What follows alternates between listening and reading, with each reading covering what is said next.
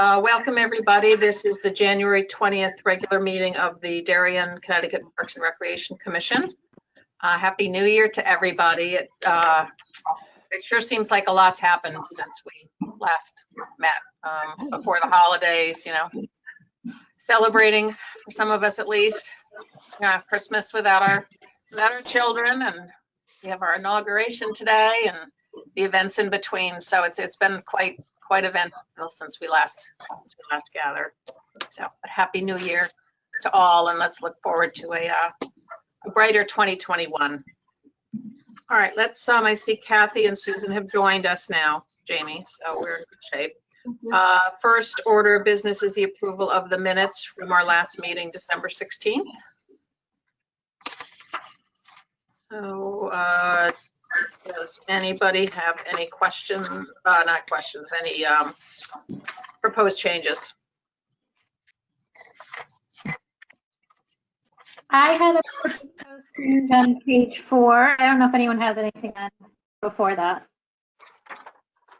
No, go ahead, Kathy. Okay.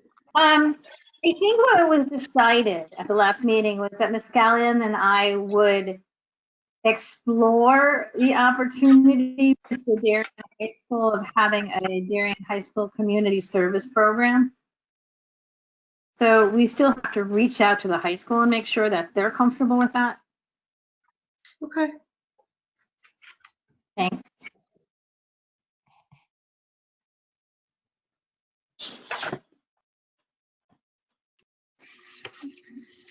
Other comments or changes?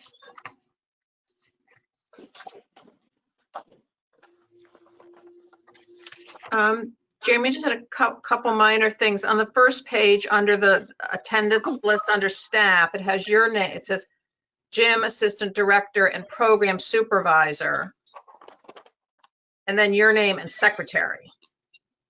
Is that how you always do it? Maybe I usually don't list my title. I'll look back and see how I put it on other ones.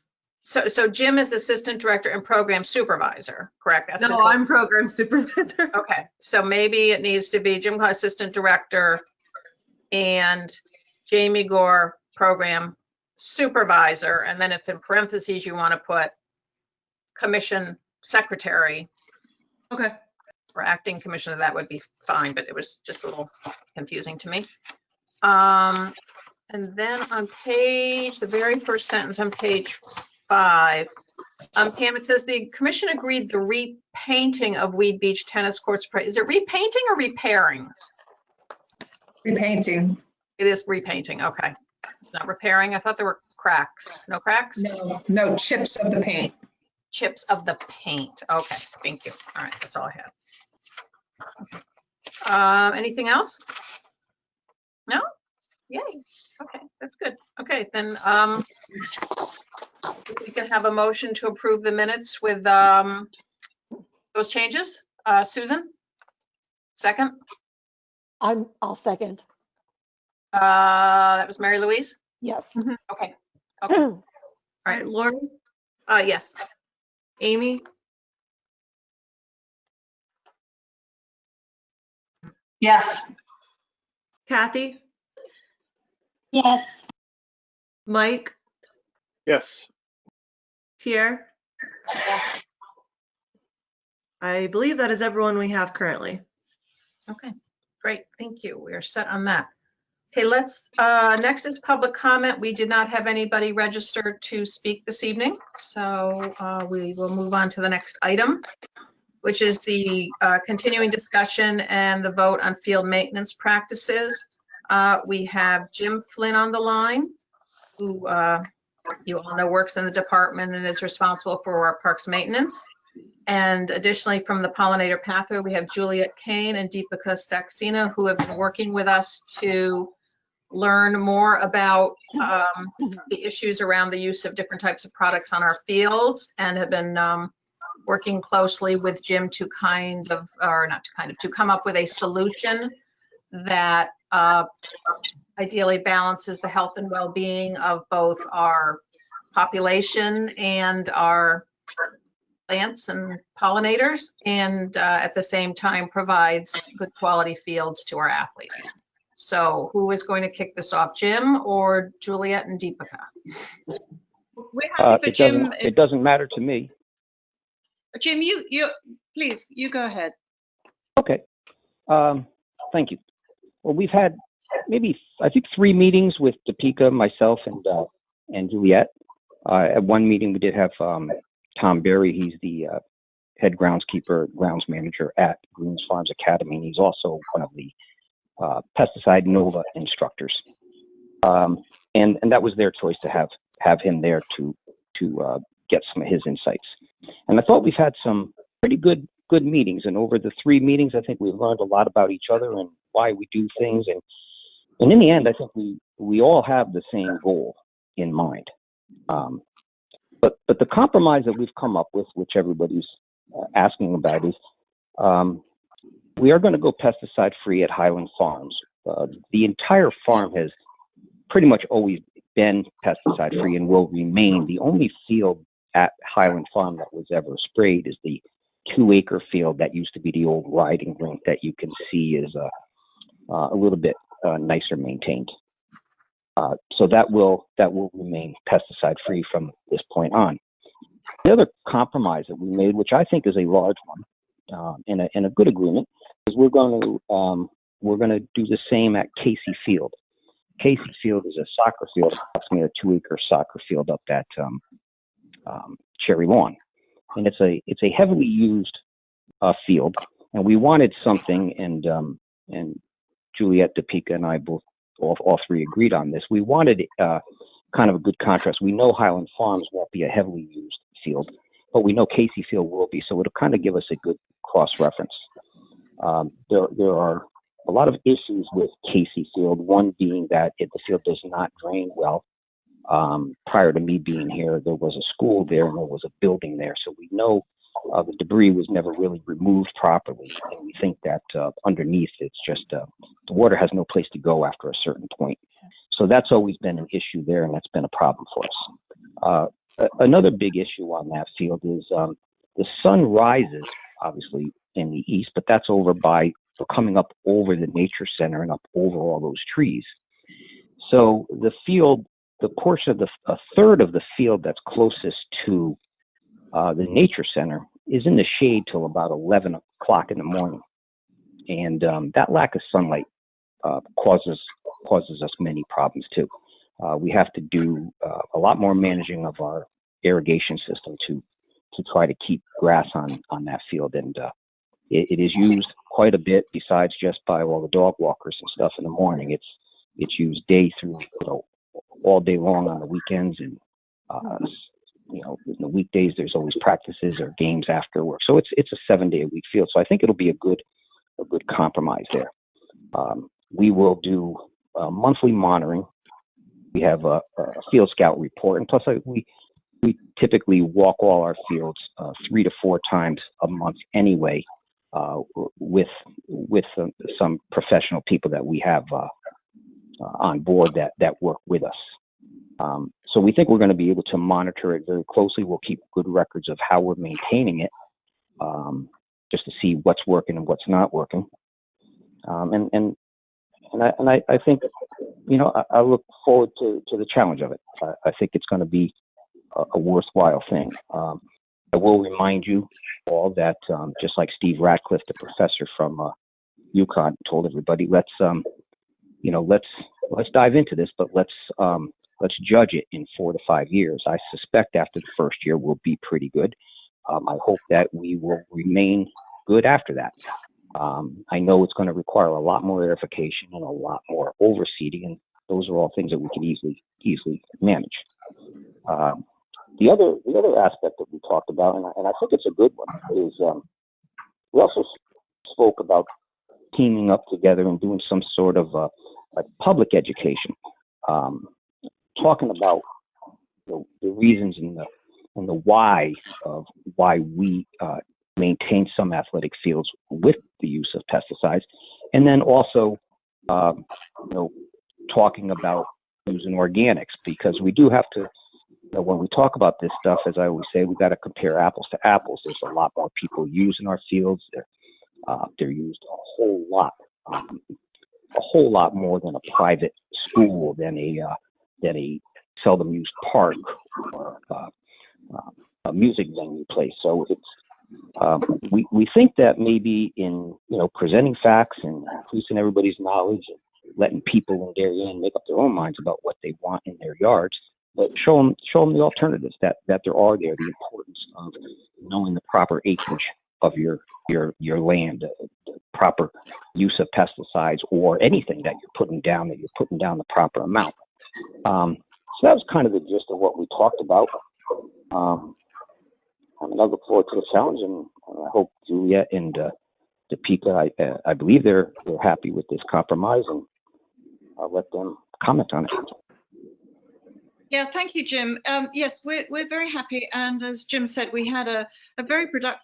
We've had a few very productive meetings with Jim, and we come. I guess we come from sort of different backgrounds, because our focus is, as Laurie had mentioned, our focus is on health, human health, pollinator health, plant health, and water quality. So we're looking at it from that perspective. But after talking with Jim and really learning, understanding better what his constraints are, I mean, he has a huge responsibility, and he has to maintain these fields in a way that ensures smooth ball roll playability, and he's also very concerned about injury, risk to anybody using the fields, but particularly he doesn't want to be responsible for any injury to a student, for example, who may be on the way to a scholarship and then not get it. So we understand what he's managing for, and we think that given what we're looking for and what he's trying to manage, we think we've come up with a very good compromise, and we're very happy with that. From our perspective, the organic management of the field, it comes from sort of looking after the soil and tending to the soil biology, so that what you have is a good quality field that lots of people can use. It doesn't really matter about the traffic. If you've got the good underpinnings of the soil, you should have good turf, and that ought to be able to handle the magnitude of the use. One of the things we had suggested, but that's for all of you to decide, is that there are consultants out there. I don't know if you're aware, but Stanford has hired a company called PJ Organics to just to sort of act as a consultant to ensure success of the piloting program, if you like. And we understand PJ Organics is very good, but they're also sellers of product. So to that extent, one might say, well, they're interested in selling their product. Perhaps it taints advice. We have a contact who is more, let's say he's independent and isn't tied to any particular product, and we definitely suggest a conversation with him if nothing else. That's Chip Osborne from Osborne Organics, and he is responsible for taking Marblehead completely organic back in the early 2000s, and he maintains a number of fields, and he consults for municipalities. So that's just a thought. Anyway, we had toyed with just to really make sure that Jim is supported, because this is we really appreciate this is a huge step for Jim, and he's made marvelous concessions to us, and we couldn't be happier that he's taking us seriously, and is so respectful and going as far as he has. And we are very happy with Tracy Field, because it not only poses some challenges that Jim has been saying, and if we're correct about the soil biology, maintaining this organically ought to allow water to be absorbed more readily into the soil. Perhaps the draining issue will go away. That would be ideal. And also that field is near the Cherry Lawn Gardens where people grow fruit and vegetables. So that's a wonderful choice on Jim's part. Deepika, I don't know if you'd like to say something. Juliet, Well, I think what I that would, if we, sorry, I'm go sorry. ahead. Juliet, what I No, go would say, when I spoke about the issues at Cherry Lawn about the drainage, not all fields are built the same. You know, a lot of, especially in municipalities, a lot of your fields dating back from years have always been built by highway departments, and highway departments for the most part are skilled at building roads. So the proper drainage in a lot of these fields typically won't be there like in an ideal situation. So obviously, you know, we do have a good program with a lot of irrigation, and we do use amendments in our soils, and we do soil test regularly. So we're not really too concerned about you know, making sure that we have a good soil to support the plant. You know, we have many people that we work with, and Tom Berry will certainly be you know, somebody who is extensive in this and will work with us as well on this. So I will be going through this with him and keeping him up to date, and we'll even probably use him to help with my field scouting if he wouldn't mind walking the fields with us a few times a year. So I do think that you know, we've thought about that issue, but we will certainly give other people a call. But I do think we've got it covered. Thank you. Oh, that's great, Jim. Thank you. Deepika, did you want to? Yeah, I just wanted to say that Chip Osborne just came to my mind because just around like maybe a couple of weeks ago, there was a NOFA conference that I attended, and he spoke about organically maintained turf and fields and sports fields, and he himself manages some very heavily used sports fields. And so I spoke to him, and I just felt that it was so right on time, you know, that timely for us, because I just felt that it would be a good person to lean on if we decide that it would be useful for you to speak to him, Pam, perhaps, and Jim. Just talk to him to see if there's any way that that would be useful, because he has actually done it and worked on a heavily used field, you know, the kind of use that we expect to do in this field. So yeah, I just feel that, you know, it would lead to more success, basically. And sorry, the only other thing that I forgot to pick up on what Jim said was the public education idea.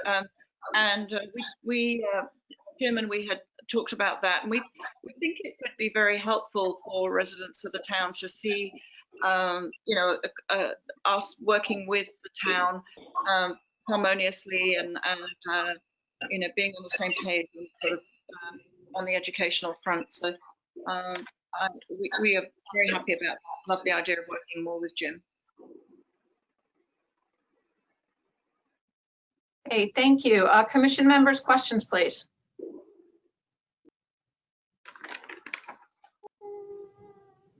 Questions? Just trying to scan all the faces. No? Jim? I have a couple questions. Okay, thank you, So I Kathy. had a couple questions. I think Susan raised some of these in her comments, which is we had asked about what, and we know that the schools use only organic products, and whether they notice any injuries, because there really is a lot of substantial data that injuries actually are caused by organic products, from what we've heard. So circumstantial. Who was that directed at? Well, we had asked Pam to go back to you. I don't know if you've had a chance, Jim, to check with the schools to see what organic products they use or not. To see what because they've been using organic products by state law, or no pesticides for a long time period. Well, I think, you know, politely, I'll say, I think the question there is being misunderstood. It's a difference between using pesticides and going organic. Because you are not using pesticides, that does not mean you've gone organic. Now, I can't speak to the Board of Ed's program, but what I know of it, I am not aware of any organic anything being used there. But that would be Did we Mike Lynch. check and- it all? Sorry. I'm sorry. Did we check it all? Pam, That I was thought one of you our were with questions. Board of Ed. Yes, I actually reached out to Mike Lynch at the school. And the only other, he did say they have been using organic fertilizer and no pesticides or herbicides. But I've reached out to check on that because I want to make sure. A lot of people get confused when they're talking about pesticide free, that they automatically say organic, but that there is a difference between the two. So I do want to confirm that up. But he did say that they have gone, whether it's pesticide, definitely pesticide free. And they started the program in 2010. And as they look at old pictures of fields and compare the treated fields with the untreated fields at Henley, we can really see a difference. Henley doesn't have a sprinkler system and gets overrun with weeds and gets very compacted and hard. The youth sports league, especially soccer, have some people there that have been involved for 15 and 20 years, and they definitely see a difference in the fields. So that's how he responded to my question. Have there been injuries? He did not say that he is aware of, no. Is there a plan or a time period where you would then have, after this maybe 1 year time period, where the other fields would become organic? Have you thought that through yet? Well, the last speaker that we had from UConn said it takes about 5 years before you can make that determination. Am I correct with that, Jim? That is correct. And we thought, that the way we are going, it's my opinion that we should wait the 4 or 5 years and see how we're doing, because it is going to take some time to get a handle on it. And that's Isn't there exactly, some experience from the board? Isn't there some experience from the Board of Ed that you could actually leverage here? We're all part of the same path. Well, yeah, it's I don't quite know how to answer your question because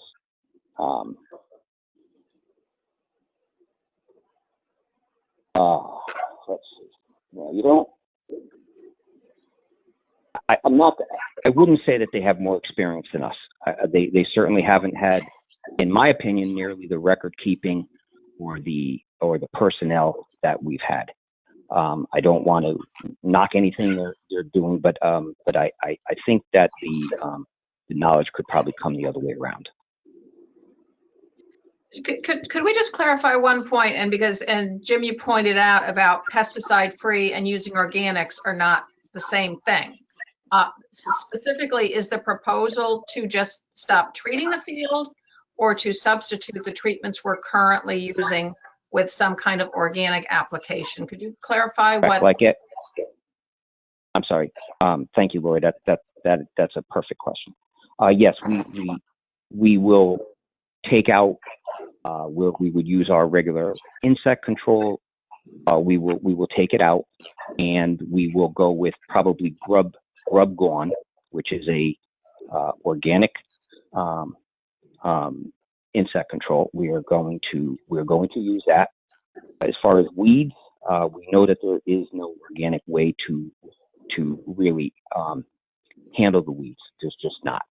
So what we are going to do is we are going to increase our verification more, and we are going to increase our overseeding considerably to try to make up for this and try to keep growing grass throughout. We probably at some point we may have to ask that maybe in some inclement weather where we try to let them run through, we might be a little bit more restrictive with them and have to cancel a weekend or a Saturday if it's raining.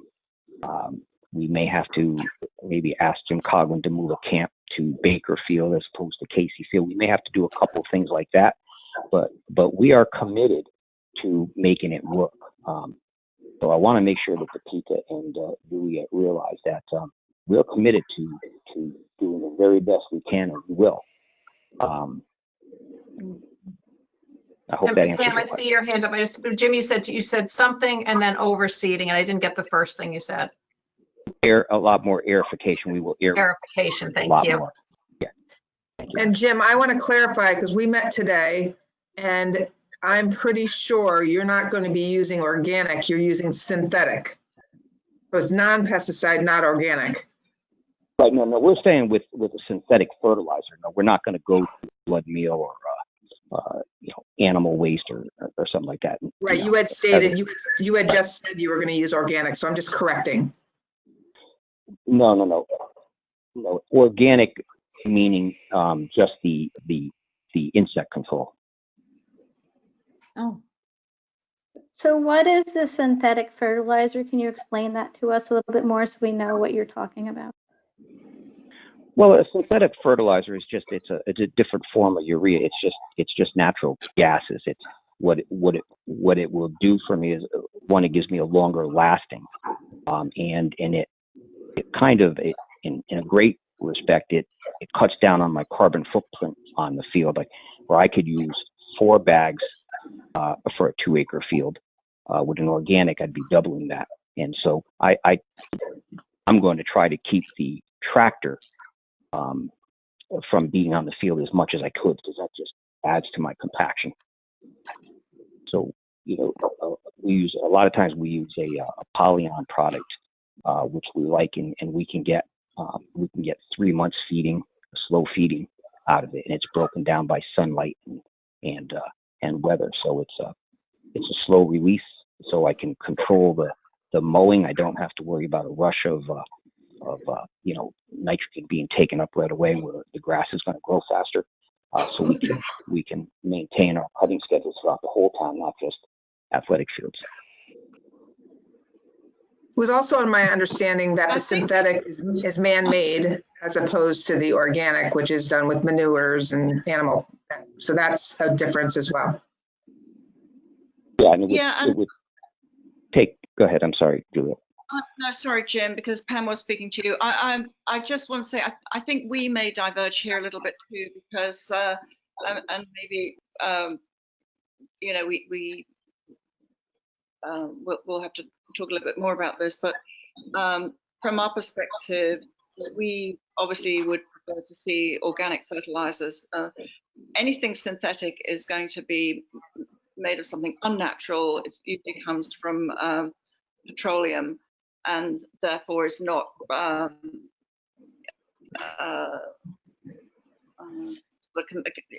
compatible with what you would be ideally doing with the soil.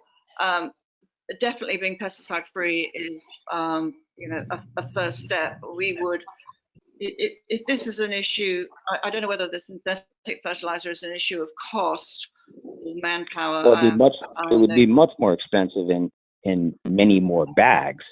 I wouldn't call a synthetic fertilizer a detriment to the soil. It's 95% made up of natural gases. It's just got a sulfur coating on it. I don't know if Deepika wants to say something. I think based on where we are now, it's a good starting point, and we should, go ahead like this. As it's something we can discuss. We can discuss later. Yeah. Exactly. And even if we want to do it natural, just for Casey Field and just for Highland Farm, the 2 acres there, I could live with that.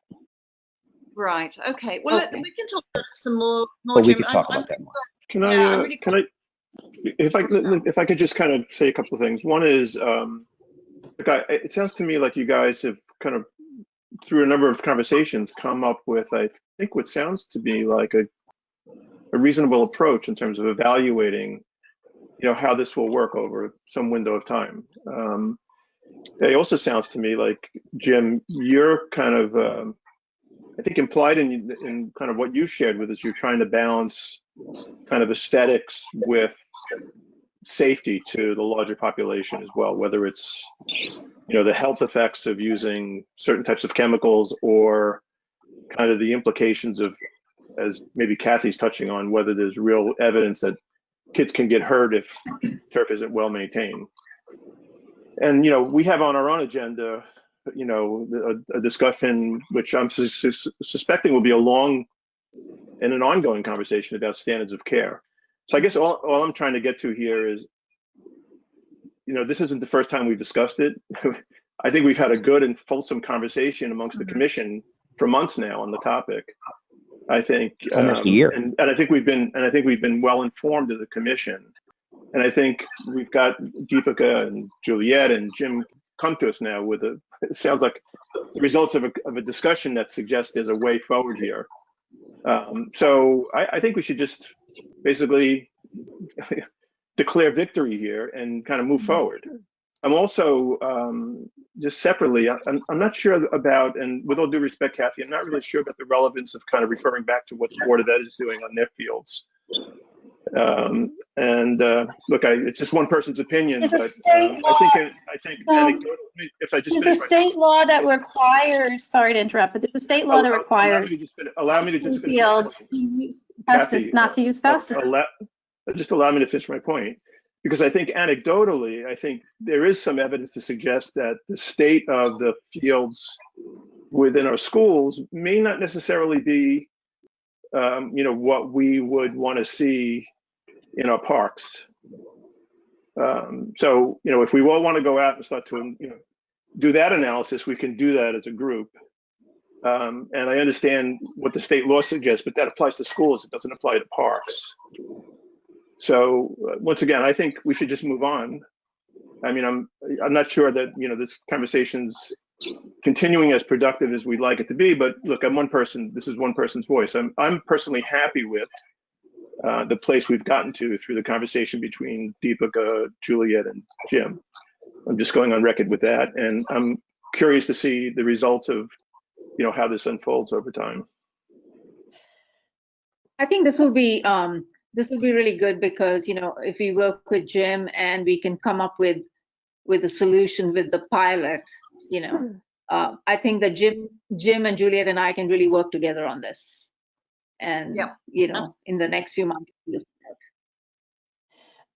I would just like a little clarification here. So what you're suggesting is you're going to do a pilot program, which is going to run 5 years, and you're doing it at Casey Field and also Highland Farms, and it's going to be pesticide free, and you're going to use Grub Gone in lieu of whatever pesticide you were using, but you are going to use synthetic fertilizer. Am I correct?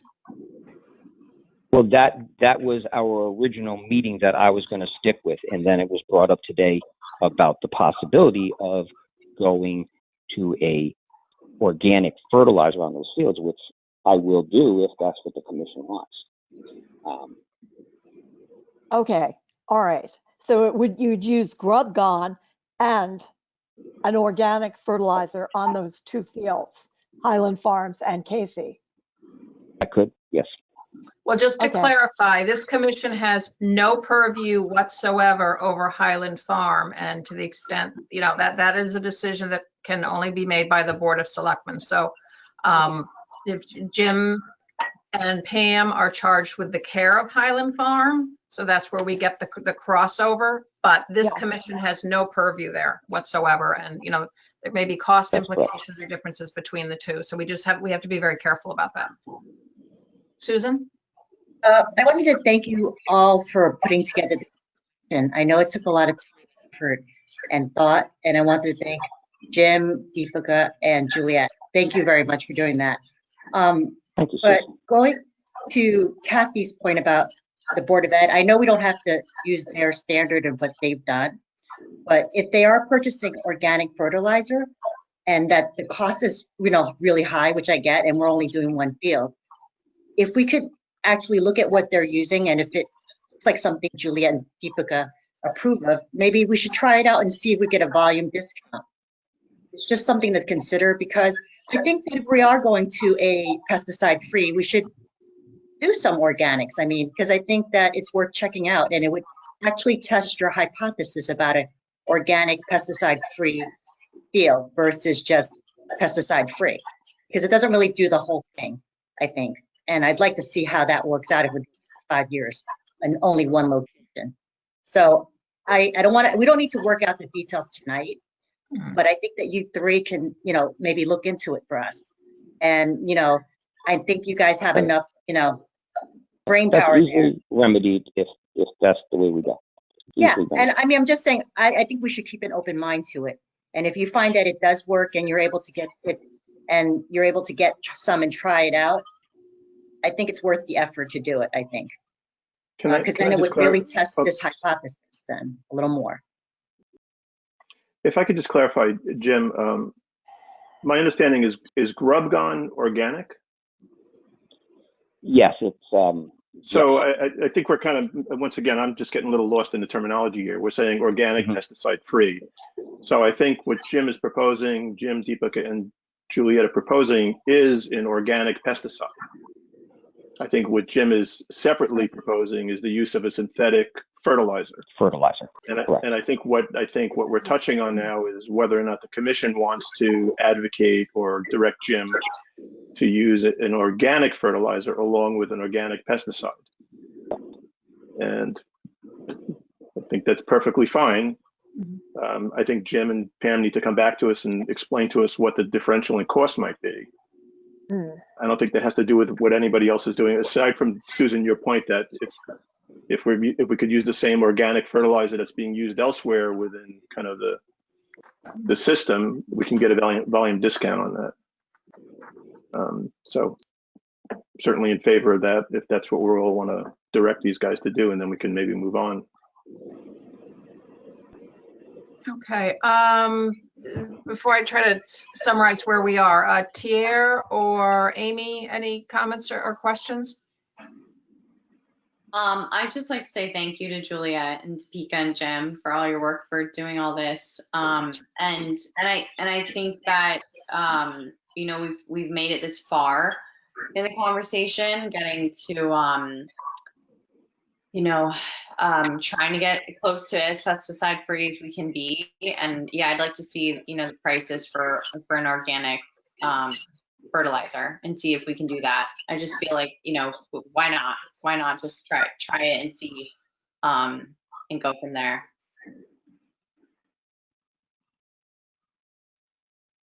Okay, Pam, you have put budget dollars in for this, correct? We put an additional 2,000. And you think that would be sufficient? Jim had Definitely- felt. definitely will. Definitely will. Yes.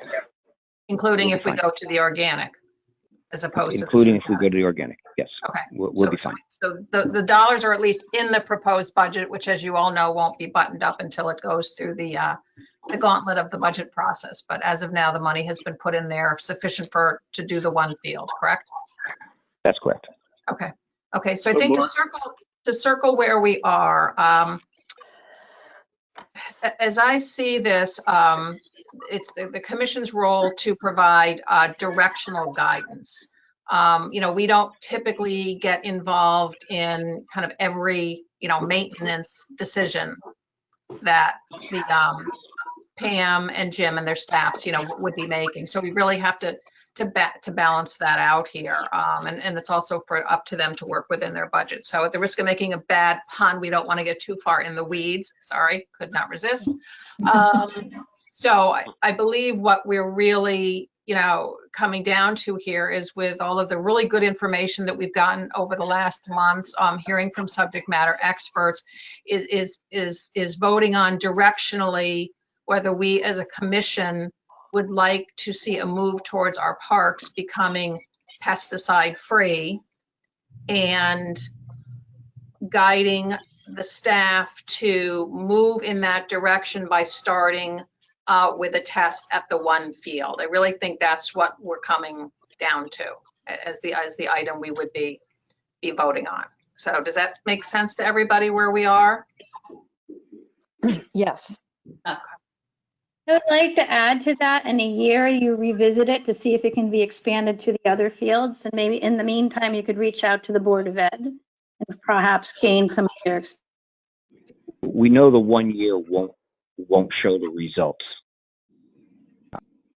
in either direction it's going. It's going to Maybe take not, longer.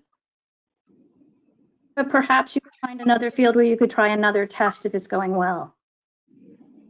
Well, that is something that we will discuss down the road, but what we were charged with is what 4 we to come 5 up years. with. Sorry, I'm sorry, and I don't want to speak over you, but 4 to 5 years is a very long time for a test or a pilot. In that time period, the health ramifications of the pesticides on children on these fields can be astronomical. So that's why I'm asking for it to be revisited in a year. There are little kids who crawl around on these fields. I've been there as a parent, as many of us have. And there are ramifications to that as well as our environment. So I would like to see more progress before 4 years. I mean, I just have to just, I just politely We disagree have with 2 you. people That's all. speaking. Let's let Amy speak. Thank you. I agree heartily with Kathy. I also think I think what she was asking that was specifically if there had been injuries associated with it, and I'm not sure that we're clear on that answer. We've been talking kind of in off tangents, but that was, I think, the specific issue she was asking about, and I'm curious about that as well. I want to clarify that this is only one field at Cherry Lawn. It does not include the baseball field. Is that correct? That's correct. It's just the Casey Field, the soccer field, the 2-acre soccer field. Okay, so the only place that I think we are talking about doing organic, I'm hearing that people are a little bit more comfortable with the organic fertilizer versus the synthetic. So would that mean that the baseball field would be the only area in Cherry Lawn which would be using synthetics and pesticides? I'm sorry, go ahead. Finish it. The Cherry Lawn baseball field, the Gallagher baseball field, will continue on our regular program. Okay, Not and a is that part the of the only, test program. okay, is it understood? Is that the only area in Cherry Lawn then that will be using pesticides and synthetic fertilizer? That's correct. Okay. All right, I am really glad that it seems like we're going to be taking a step forward. I think that we do need to revisit this within the year, maybe even during the summer, just so that we can understand even more about what's going on and appreciate your program even more. I agree with Kathy, 5 years is just way too far out there, and this is something we kind of want to move ahead with or look at. So I'm very happy that we are taking a step and that you 3 have come together. I respect all 3 of you and your perspectives. So it's wonderful that you've come up with a compromise, and I heartily support it. But I do want to say I definitely want to revisit this in the summer, and I think it's important that we get some forward momentum on the program. Okay, thank you, Amy. Okay. Any more comments or questions from the commission? Okay, is someone willing and ready to make a motion? Susan? Oh, all right, we probably need to state what the motion is specifically. I thought you were going to say something. No, I just was going with the motion, sorry. Okay, well, I don't think we fully articulated it in a way that Jamie has. Or Jamie, did you write down what I said?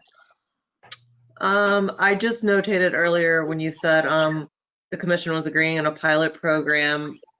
Well, at that point, it was a 5-year pilot program. I did also state in here that the commission agreed it needed to be reviewed prior to the 5 years, but 5-year pilot program at Casey Field at Cherry Lawn, pesticide free with grub gun use for insect control, can't read, sorry, and use of synthetic fertilizer with the potential of use of organic fertilizer. And I already stated earlier that that they were going to discuss that transition from synthetic to organic, Flynn and Juliet and Deepika.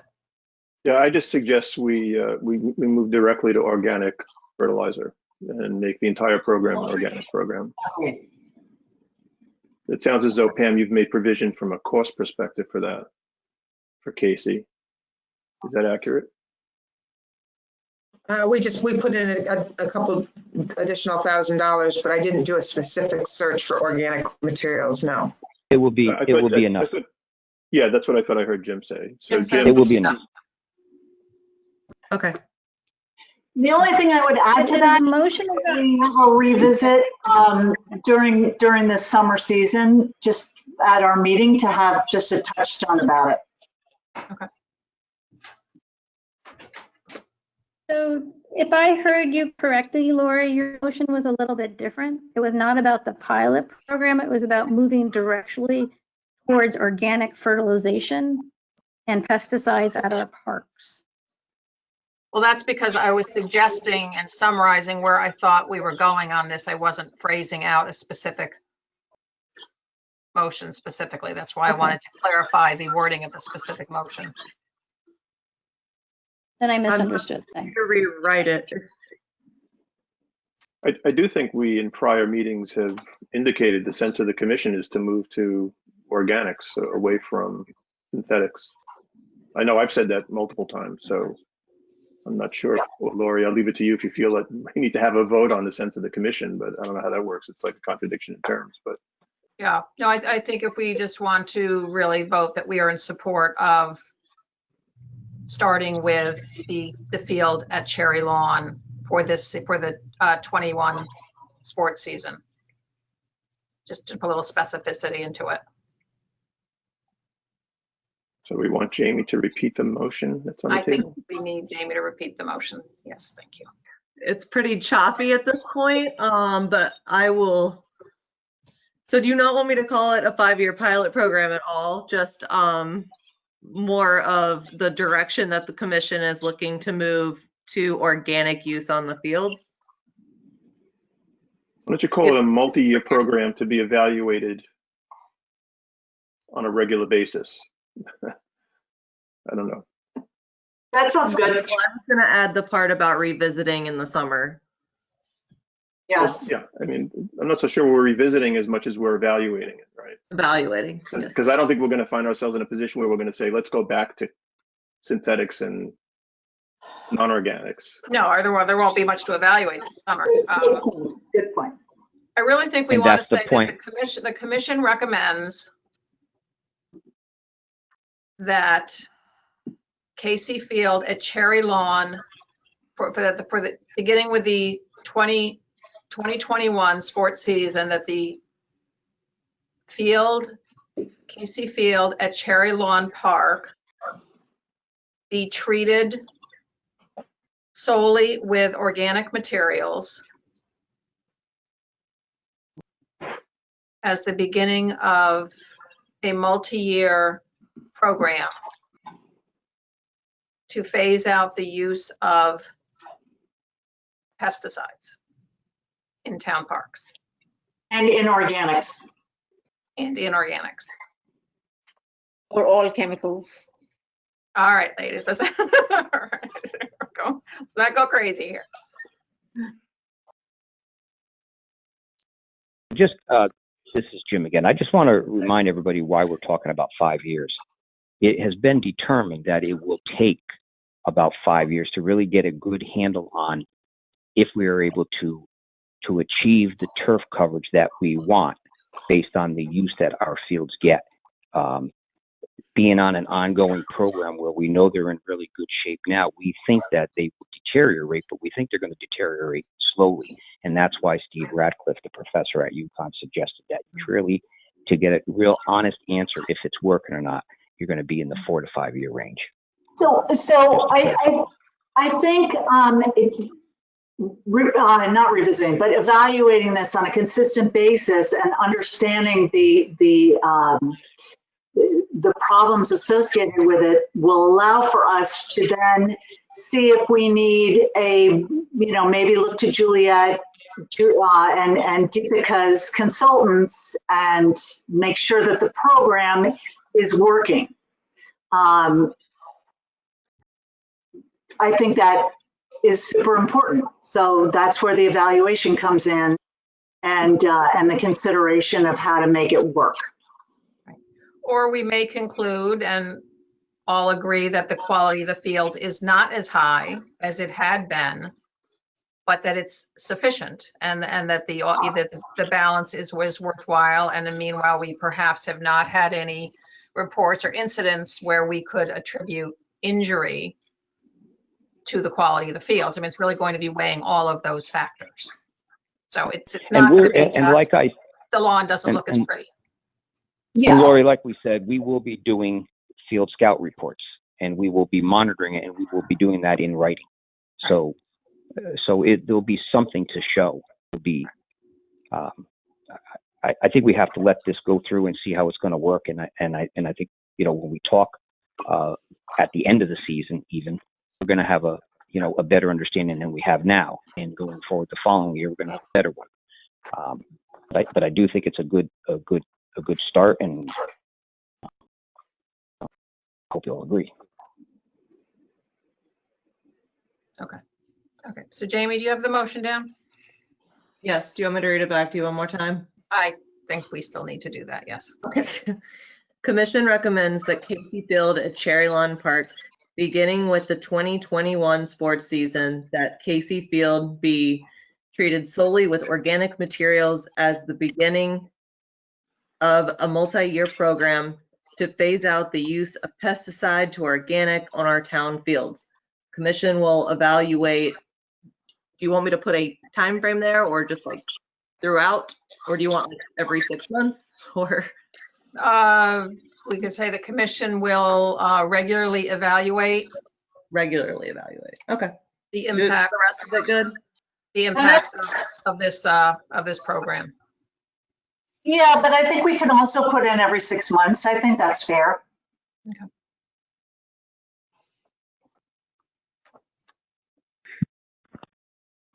Okay.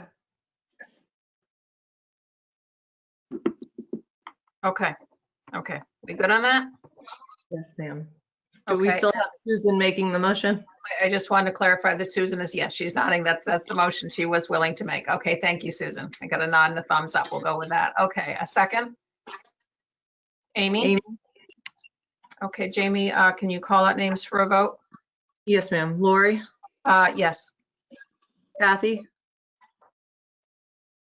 No.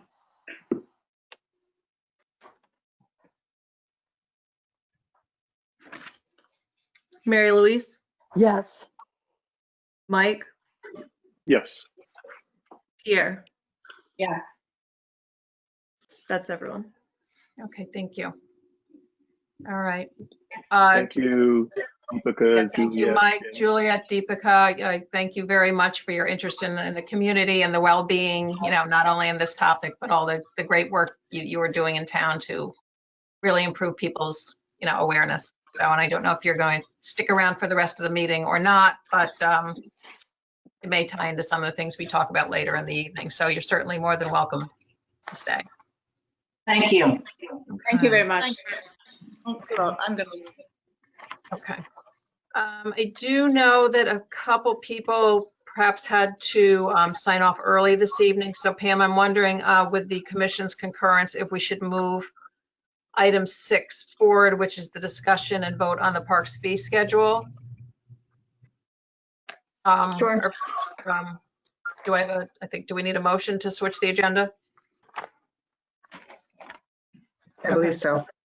Okay, somebody will move that. So moved. Okay, Mike, second. Amy? Okay, so I guess you have to take a vote on that quickly, Jamie. Lori? Yeah. Kathy? Yes. Mary Louise? Yes. Susan? Yes. And Tier? Yeah. Okay, so talking about the field schedule, what I'd like to do before we go through line by line with questions for Pam is really start with a general philosophical discussion and sort of what our principles and thoughts are, whether, the commission, if you go through this, we don't increase fees very often, whether our, general feeling is we should be maintaining fees level at this time, or whether it is time to perhaps put in an increase. You'll recall that one item that we have in the budget for this year is to maintain the parks monitor, which comes to cost, I think it's about $40,000 a year. That was put in as part of COVID, although we saw that it was a really successful program in terms of really having boots on the ground throughout all of our parks, and maybe very worthwhile for a number of reasons. So that's something to think about as we talk about this. But I just wanted to solicit general thoughts on this rather than it being sort of a, line by line, at $5 here or $10 there or whatever. So I'd like to open up to people's thoughts, and then, we can drill into any specifics on the fee schedule. I think we should try to cover the cost of the park monitor. We're talking 40,000. Pam, do you have any idea how much you would have to increase each permit to cover 40,000 based on the number of permits you actually issue each year? Right, so if we were to raise the 45 to 50, that's 45, we sold 7,500, and that's $375,000 above the 344. So, I mean, a mere raise of $5, I think it would do a significant amount to help subsidize that expense. And, the daily walk-in pass is the only other one that I had highlighted there too. But, I did reach out to my colleagues amongst, Norwalk and Westport and Stanford and Fairfield, and none of them are considering, nor do they charge for walk-ins, nor will they be considering that either. So just to give you that feedback. Yeah, I mean, my math was if we sold 8,000 passes, which, sort of is roughly give or take what we do, a $5 increase would cover it. Oh. Then I think we should definitely consider that. Okay, I thank think, you. oh, I'm sorry. Go ahead, Susan. Since you brought up the day passes or walk-in passes for people, I think that it's not only the issue about revenue, it's about how we control crowds if there is another situation where we do have volume. So I'm not saying that it's really a revenue-driven thought. It's also, if we end up with a tough summer where people are staying in town and we end up having people parking at Henley and walking in, and I just think that even if we don't increase fees or have a pass, that we should have in our minds that that's the type of thing that did happen and it may happen again. So I'm not saying we increase the fee to kind of cover it for that, but just in terms of crowd control, fees have a way of changing behavior also, whether it be maybe the $5 extra will, discourage some people, who knows? I don't know what people's financial situation, but money does kind of impact and how you charge people to come into a space. And I'm not saying we increase fees to prevent people from coming in, but it's something as a commission we need to think about, how to make the facility, comfortable for everybody else to use too. Sorry, that was. And just as an example, our surrounding towns don't offer that, but my community went from walk-ins to a fee for walk-ins. So that's how they handle it here. As a town resident, I was upset because we used to walk in all the time, but just this last summer of 2020, they allowed residents to walk in. The year before we were charged, and non-residents and residents were charged, were charged the year before as well, and just non-residents last year. So Hey Pam, what was our revenue attributed to the daily entrance fees last year? The daily entrance fees were 16,500. And probably were suppressed by the fact that we did impose limitations starting around mid-July in terms of the out-of-towners. And I do want to remind everybody that there is state law against prohibiting access to beaches. It's really not an area we have, a lot of discretion on, or really any discretion on. The limitations that were imposed last summer were specifically under Jamie Stevenson's executive orders, and the powers that she was authorized by the governor, specifically due to COVID. I cannot say at this time whether or not those executive powers will remain in place for the summer 21 season. And even if Jamie does maintain those powers, she may or may not have an interest in going to those strict limits. I know that she did it, personally, she found that a difficult decision to make, as I did, to restrict access to the beaches. So I just really want to, get that out there and remind everybody that, this isn't a method to, keep out-of-towners out. We have to be really, really cautious about that from a legal standpoint. And then I just also think for just kind of personally what the right thing to do is. So, but just people, do keep that in mind. So, if and Pam, you were the one who put this walk-in fee on it. I don't know, were you proposing to do that in addition to the parking pass? Well, the parking pass is only for vehicles going in. I understand. So if any one of us buys a parking pass, then we would also have to buy in a walking pass. No, you wouldn't purchase a walking pass. The $10 would only be, we would how they used to do it in the past here in Darien, I think maybe 20 years ago, is when you bought a beach permit, you received a couple household cars, household passes so you wouldn't purchase them. You'd spend the same amount of money, you'd obtain a couple free ones. And then the people that are walking in would have to purchase, they'd have to pay $10 to get in if they were walking in. If they didn't have a town license or so. So Pam, can I just go back to the daily entrance fee? Sure. So basically, the daily entrance fee is basically someone who hasn't signed up for a resident beach permit, right? I'm guessing. They can't get one. Non-residents can't buy a seasonal pass. They can only, okay, yes, they purchase a daily parking pass. So, so once again, just kind of help me here. How many individual dailies do you have that actual number, or is it just the revenue number that you have here? Like, in other words, I would be in favor, I guess I would advocate increasing the daily entrance fee over the beach permit, the resident beach permit. If we put, I guess I'm not suggesting that we limit people's access to the beach, but I am suggesting that non-residents pay a little bit more of a premium than we place on residents for access to the beach. That's about 343 cars. How many? There's about 343 cars. Okay.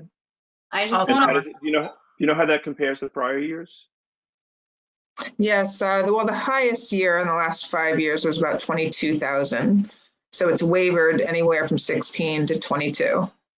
Dollars, not passes. No, 22,000, which would be the total dollars through the gate. Okay, so if you divide that by 45, it's just under 500, Mike. Right. Look, I'm putting my voice in for increasing that line item over anything else. So once again, we're not limiting access to non-residents. We're just suggesting that they pay a premium over taxpayers in town. So if you divided 39,000, which is roughly, say, we are thinking the monitor would cost is divided by 500 out of 10 day passes, that would imply about $78. I do want to remind people, I think I mentioned this in the past, in discussions with town council over the summer. He also said that under state statute, with regards to charging for out-of-towners, while we are allowed to do so, that the amount needs to be reasonable and representative of the cost of delivering services. So we would, if challenged, we would have to tie back as to, you know, kind of why we feel that that amount covers the, you know, the cost we have of delivering the service in the park. So we can't just randomly say, oh, let's charge them $250 to be punitive. It effectively has to be reasonable. Yeah, I mean, So- but I think we could point to the fact that we need a monitor. Okay. And, you know, I mean, I think one of the reasons we're suggesting we need a monitor is because of the increase in the population of visitors to the beaches from folks from out of town, which we saw the evidence of last year. Okay. Unless I kind of totally misunderstood what we were seeing last year. No, you didn't, but I just wanted to caution that we can't just toss out. Yeah, no, I understand. Yeah. Like All I'm any- saying is I think we have something very hard, concrete that we could point to. Right. Which we need to bring on now another monitor, a monitor, which is what we did last year. Right. Okay. I thought I saw some other hands. Yes, no? Tier? I think it was you. Yeah, I mean, I am not in favor of a daily walk and pass. Mainly because I just love the feel of that Darien has. Like, I know the Greenwich has a walk-in fee. It doesn't feel good. It doesn't feel good to like park a car in town, get a coffee, and then have to walk and then pay. I don't know. There's just something about it that I personally don't like. And I also think there's just so many people that are coming and want to move here, and it just makes it really accessible for people if they want to walk all the way down near water, you know, from wherever to come in and have access to it. So I just want to put that out there. That's something I just feel pretty strongly about.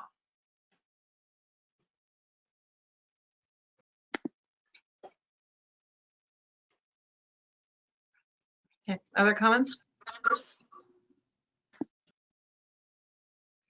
No? Okay. All right. So do people want to discuss just any other or have specific questions for Pam on the fee schedule that she published?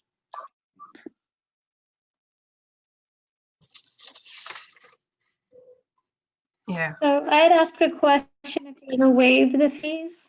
I don't know if that ever happens. Certain levels of income. I think that's addressed on the second line on the chart, Kathy. The senior disabled low Okay, income. sorry.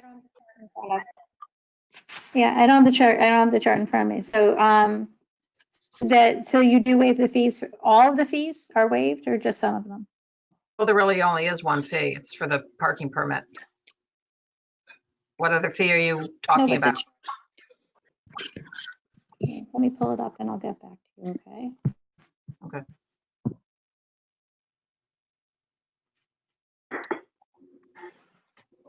But to better answer your question, Kathy, we do work with the Human Services, and we give out a number of passes to the department to make, when they get requests for low-income families that are struggling, they'll make the decision whom gets a free ticket, free sticker.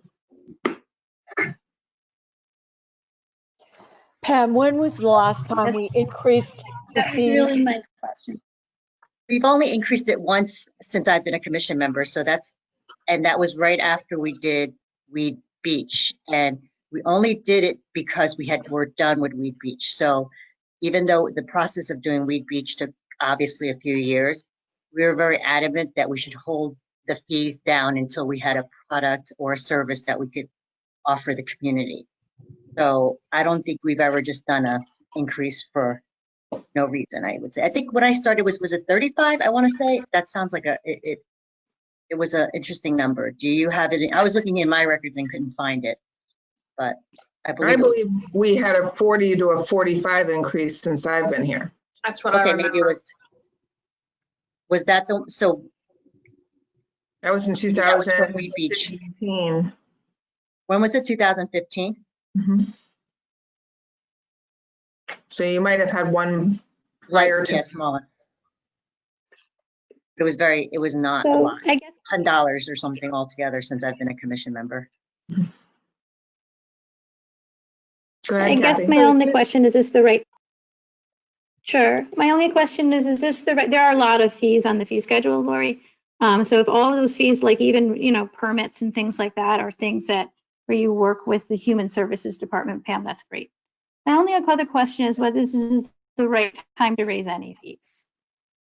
Given the COVID, given the economy right now, is this the right time to raise the fees? It might be for the town, but it may not be for the citizens. It's just a question to raise and something for us to think about. Well, a $5 increase after 6 years to cover a specific cost which has been identified does not seem unreasonable.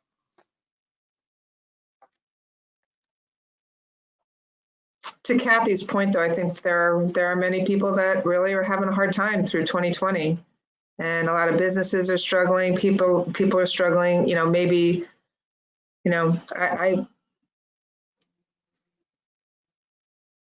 feel for that. True, but effectively, if we do incur the cost of the monitor, the citizens are paying it. The citizens are paying for it one way or another. So it's just, are they going to pay it through their taxes, or are they going to pay it for the specific people who purchase passes and those that have the ability, for instance, to buy multiple passes, and they want to buy the nanny passes and have the resources and the ability to do so. Those who want to have, you know, would be absorbing more of the cost as opposed to it getting spread across all of the taxpayers. So the citizens are paying it one way or the other. My suggestion would be, we don't even know if it's going to pass through the budget right now, that perhaps if it does, let's get through this summer. Let's see how it works again for the second summer and come around to the next fee schedule. And if that's how we want to absorb some costs, we consider it then. But wouldn't it make sense to go into the budget season identifying when we go before the different bodies that we have found a way to fund it? Yeah, that's true. Fund it. I mean, you know, as I say, we saw incredible demands on our parks this summer. We really saw the valuable resource that they are to the community. If you all read the information we get from the National Recreation and Parks Organization, you know, the weekly, just it's increasing about the value of parks and getting people outside. And we offer a lot to the community, and you know, there are costs to doing that. That's the fact, and they're going to need to get paid one way or the other. And as we talk about standards of care that we want to maintain, et cetera, there's real costs to that, to the community. And I think the Parks and Recreation Department has suffered for years over being an area that people think, oh, well, we can cut and that's not really needed and it doesn't get better. And, you know, that's how we end up with facilities that don't have the level of care that many of us feel that they should, et cetera. But yet we're all like, yeah, but we don't want to charge. So we can't have it both ways, folks.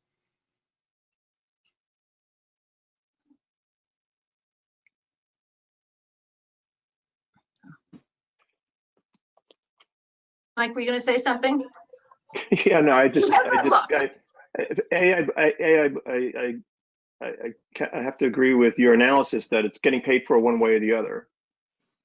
I mean, I hate to be the voice that has to point this out, but you know, you typically raise a fee if you're trying to address a particular type of a behavior sometimes, right? We're not in this to make a profit, right? We're in this, I think we're kind of having this conversation because we're attempting to kind of figure out how to work through the changes in behavior in our parks. And so I just go back to the case I made earlier. I suggest we increase the daily entrance fee. And I think the general analysis, and Pam, you help me here, is that the daily, folks who are paying a daily entrance are typically coming in from out of town. So I'm not at all suggesting we don't want people in from out of town. I welcome everybody who comes to Darien. It's a wonderful place. The beaches are wonderful. I suggest by raising the fee, we're not at all inhibiting that. We're just asking for those folks to pay a little bit of a larger share, which is dramatically lower in proportion to the share that people who live here are paying through their taxes. So I don't agree that we should be increasing the fees to residents and taxpayers in this regard. And the fact that we need if we really believe we need a monitor, my understanding is we need a monitor because of increased population at the beaches. So anyway, you guys feel free to kind of push back on me here. I may not be making the most kind of erudite case, but feel free. I hear you, Mike. I would submit that the monitor the monitor started somewhat because of COVID, but what I feel we suggesting, by the way, that learned. the monitor. I'm sorry, Larry. I just want to clarify. I'm not suggesting the only reason we need a monitor is because people coming in from out of town. Okay. It's also because we've got people in town who are staying as opposed to traveling, and we know there's a whole kind of complex set of factors that are affecting the increase in population at the beach. I'm not at all suggesting it's just for that one. One I mean, I think what Pam and I certainly observed with the daily reports that we got from the monitor over the summer was that the individuals were not just at the beaches; they were circulating throughout all of the parks. They were the gentlemen were ambassadors of the Parks and Recreation Commission. They got to know our townspeople. They helped with the control of dogs, which is one of our favorite topics, and I think that really helped take care of people knowing that they were being watched, and the off-leash dog. They watched for litter, general maintenance of the park, helped with other disruptive behavior. So it was really I would just want to say it was an overall presence to help. I agree. Yeah, and that's why I'm so supportive of the program, because as we talked about last month, that the animal control officer is only able to provide very limited services to this department, and it really, I think, when our parks are most heavily used, having another resource for just crowd controls, emergency, social distancing, if we need that again this year, kind of all of that is very valuable. So I do think that it does serve all the residents. I think when we put together that number for the daily non-resident parking, it was kind of customary in line with the other areas around us to kind of be perceived as not trying to keep people out per se, but what was already kind of acceptable around our surrounding communities. So I don't think the number we're charging is much more or much less than what, let's say, a place like Greenwich would be charging, or Westport. I don't know what their fees are currently, but I know that number was set with looking at all those numbers before it became, the number that we're currently charging. So do we know, Pam, what those numbers are for surrounding towns? Like if you went to Westport, what it would be? Honestly, I think it's pretty comparable. I can't, it's been a while since I've asked that question, but I remember it being comparable. Does Greenwich allow daily drive-ins? I guess they do, right? They do. They make it very difficult. You have to go to town hall or one other place to get the daily passes. You can't buy them right at the door, so to speak, like we allow that we do. So they make it very difficult.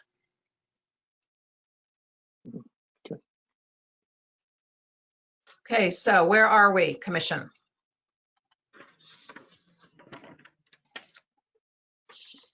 And do we have questions on any other of the fees? I'm not really hearing any discussion about. Lori, I guess I'm just unclear, like, are we voting on, like whether to raise any particular beach permit, or what should we go line by line, or? Oh, Lord.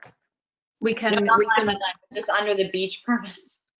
Yeah, I mean, we can go line by line. I just was trying to hone in on sort of what. I want to go line by line, but like, is there any particular lines that we should? I just don't know, like, what are we particularly voting on right now? Okay, well, that's why I'm just see if people have any other questions or concerns about, we have a whole list of the youth, the boat launch permits and the youth service and tennis court charges. I mean, is there a sense or a feeling that it's time to make a move on those, or that we want to be holding those for now? I would suggest holding. The only two areas of concern that we've talked about are either increasing the beach permit, adding a walk-in pass. Everything else is pretty standard, and no one's ever, brought up the situation of wanting to raise any other fees.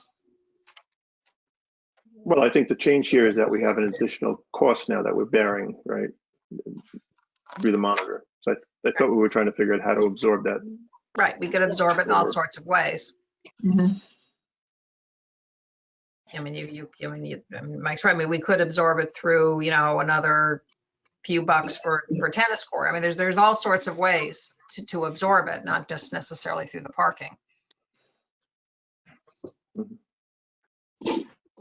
Another question also from our office too is just to figure out whether town employees we took them off the list last year for 2020.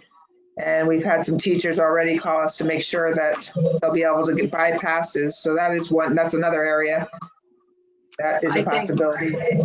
Yeah, well, I think that's also going to be a function of where we are with the pandemic, because that was really a deciding factor as we got into the summer. I just checked, since we're looking at other day passes, to follow up on Mike's comment about the daily parking passes, and Norwalk charges $65 on weekends and holidays before 5 p.m. and $40 per car on weekdays before 5 p.m. So just to show you where our number stands with, just the town rate access. So. Yeah. And Stamford does about $35, I think, on the weekends too. A little higher. Did you say 35, Kathy? It's 35 to 65, depending on which park. My son plays soccer in one of the parks over there. Okay. So a staggered approach with I don't think we probably sell too many during the week, although I'm sure we do sell some, but a staggered approach and then more on the weekend would be one way to do it. Okay. So I don't hear any particular movement. I want to keep this going so we're not here all night. Keep this. I think we should vote to raise the permit pass to $5 and leave it at that. Okay. I agree. Okay, so Amy, are you making that motion? Sure. What was second it. Amy? Yes. Yes, okay, so you're saying to the regular beach permit to increase it from 45 to 50. And similarly, would you want to propose that the out of town, the day pass be increased from 45 to 50? No. No. So you just want to increase your motion is to increase the seasonal pass. Correct? Yes, correct. Okay. All right. So that Amy has a motion on the table. Is there a second? I'll second it. That was Mary Louise. Yes. Okay. Is there more discussion? Yeah, I mean, I'm obviously going to vote against that. I don't agree with that once again. And I think my rationale is I just don't think we should be penalizing, or let me rephrase that. I don't think we should be kind of disadvantaging residents who are already paying fees as well as taxes to the benefit of folks who are non-residents who have the benefit of coming in at a fee that isn't changing. So I'm not maybe stating this all that artfully, but I think you guys get the point. So I don't agree with that, but that's okay. We could take a vote. Okay. So Jamie, do you want to take a vote? Yes, ma'am. Lori? I'll say yes. Kathy? Yes. Mike is voting no. And Susan I'll vote yes. and Tier? No.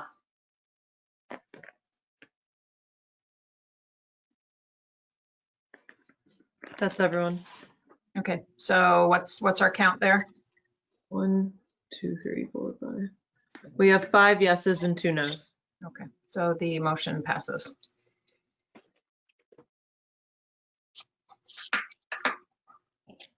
Okay.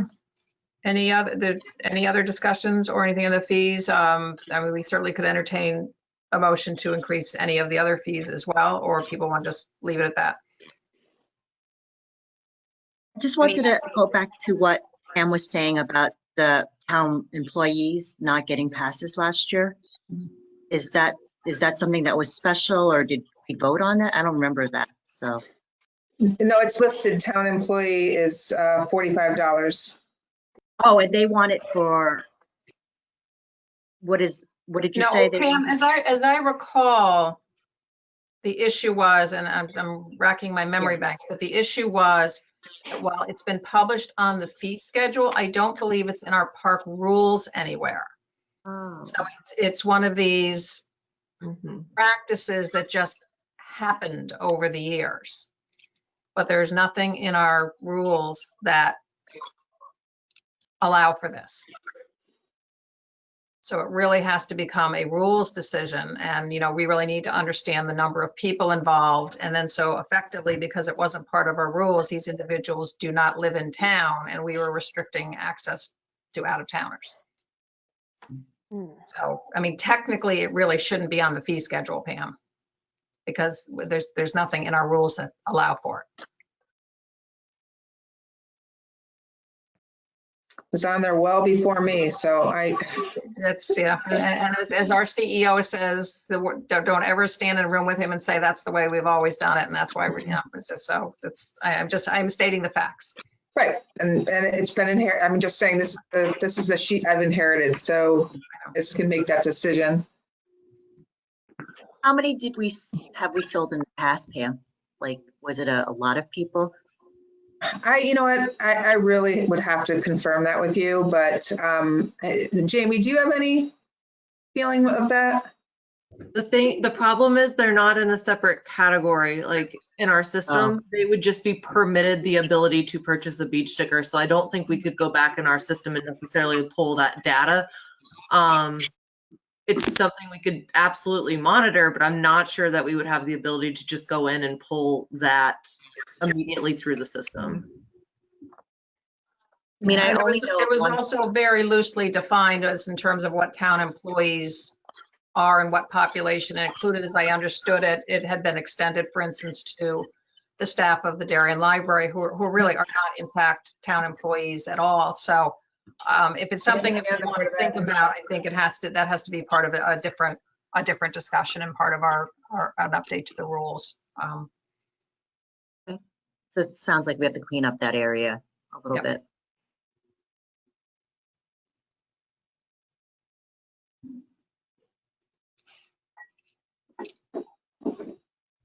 Okay, so I think we're done with the fee discussion. Anything else? Okay, let's move on. Okay, we have also on here the discussion of the concession plan. Pam, you just give an update of where we are. We talk a little bit. I know you're talking about putting out for proposals. I'd like to get an understanding of how you expect to word that. I think Kathy just left the meeting, Jamie, for the minutes. Oh, thank you. Okay. Okay, so what's happening with the concession plan is that the concession bid looks like it will be approved by tomorrow, which keeps us in schedule. Kate is reviewing it right now. I am going back and forth with Rob on trying to get the ages of the equipment. I also got in touch with BTU, who has been servicing the equipment for 15 years. So that was a plus. And they came out last Friday, and they're going to give me a report on what the current equipment is worth, and to keep me in line of what we would propose to buy the equipment from Rob. Just with a brief discussion with BTU, he said that they've been servicing it for quite a few years. They keep it, they clean it, they keep it in order. Even though most of the equipment he believes is over 10 years old, it's still in good shape because it's not equipment that's used year round. It's seasonal. It gets used 3 to 4 months a year. So he thinks we'll get a few more years out of it, but he hasn't given a report yet. So what I hope to do is have the concession bid out to the newspapers by next Thursday, and give the concessionaires and the vendors 3 full weeks before the bid opening. And then at least we'll know that we can secure someone for the season. In the meantime, I'm going to narrow down on the equipment and be able to have to go to the Board of Selectmen and Board of Finance to get approval for the money. Okay, Pam, can you give us more color on how this bid will read? What is it? I just don't have a good sense of what, how this is going to read, what specifically we're soliciting, and then whether the process is when we get bids back. I mean, this isn't like a build for rebuilding the basketball field where you just have to take the lowest bid, correct? I mean, it's really about the proposal. I mean, how much detail are you asking for in this proposal? I don't think we have really a sense of what this looks like. Well, what we're going to do is each bidder will be able to obtain equipment information from our website of what's actually inside each facility. I've also put together a date where they can come out and meet with me to go through each facility. It is not mandatory. I've gotten a lot of my information from Fairfield concession bid. It basically isn't going to be the lowest bidder, it's going to be pretty much the highest bidder, who's going to offer how much money to service and to operate out of our facilities. I am going to do a add alternate at the end of the bid too, just to suggest that what would one vendor do if they separated it out, like if they didn't do all the facilities, McGuan and both beaches, but to break out McGuan and the 2 beaches. That way we can see whether or not there's interest of someone just wanting to service the beaches and or just McGuan. The goal is to have one vendor, to see if the interest has one vendor to do all 3 facilities. I don't know whether we will get that or not. That's why it's important to break it up as well, to see if maybe we bring in 2 vendors. But what are I'm still struggling here. I don't know if other commission members are. What's when I haven't seen the bid. What specifically, are you asking them to commit to hours? Are you asking them to provide sample menus? Are you saying it has to be set? Like what are the components that they're going to respond to that we'll be able to think about what the best selection is? I'm looking for more detail. Right. We need to have references of their operations of the past 3 years, what they've done in the past. They have to provide a sample menu. Basically their experience is what we're going to go on. For instance, I know Rory's is going to submit a bid. He seems very excited to do so since he serviced the beach last year. We know he's been in town. He has a good business. I mean, he would show us, his business experience. And the bid isn't that much different than when Rob had it. If anything, I never saw that, so that's not helpful. So I can send it to you, or we just finished it today in terms of a draft. But if you're all interested, I certainly can send you out the bulk of it. Okay, commission members, would you like to see it and get a sense of it? Nods, no, yes? Yeah. Yes, I'd like to see it. Okay. Pam, I'll send it out. sorry. Pam, where do the bids, where do people find out about these bids? Like, do you post in the newspaper, or is it just like, how do people find out about it? So the bid goes to the newspaper on Monday. It's kind of a schedule. Every Monday, if you want to submit something, then it will get put in the newspaper the following Thursday. But what we do in our office is we'll also, I've already had one of my staff members go through all the restaurants in town, and we're going to go through which ones we think would want to, we may send a bid out to every one of them. Just who knows? In this climate right now, the restaurants have been struggling. So we may find that, we'll send one to Roost, we'll send one to, all in town, and then out of town businesses that are looking for work, they're looking at town bids like this. So we'll send it out to as many people as we can. Does the bid specify what hours we'd like them to operate, or they make their proposal to us? Yes, we put in there 10 to 5. But if they want to open up earlier or stay later, they can request to do so. We would just need to know it. And then But what yes. about McGuan? Because wouldn't that need to be tied to the baseball game schedule? Right, completely different. So we have the hours in there that will follow along with their schedule, correct? Okay. Mhm.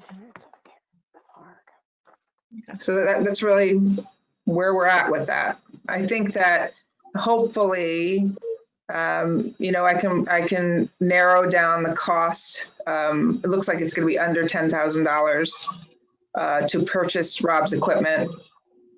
And I'm pretty confident we're gonna get the money for that, because the town wants to see the concession open.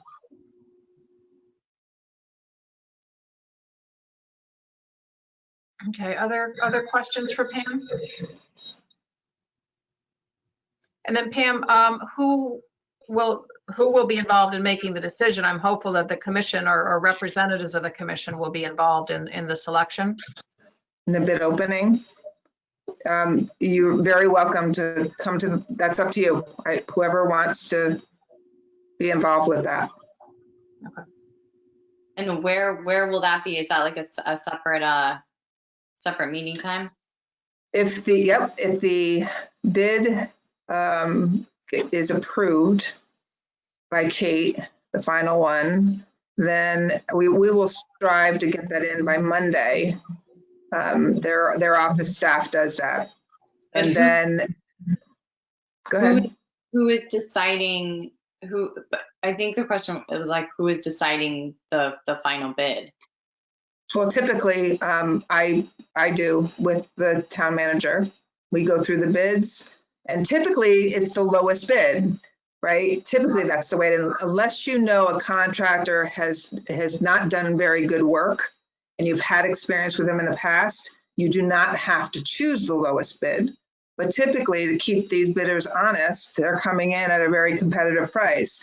So in this fashion, we're saying what is the value for you to come in here and make money off of our facilities?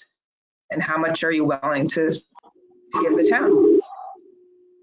In the past, we've only gotten $3,000 for both facilities. Now we're adding in McGuan. Pam, I'm a little uncertain about one thing. Since this conversation's come up, I think there's been a lot of discussion around to try to see if I can once again maybe be a little more articulate on this one than the last round.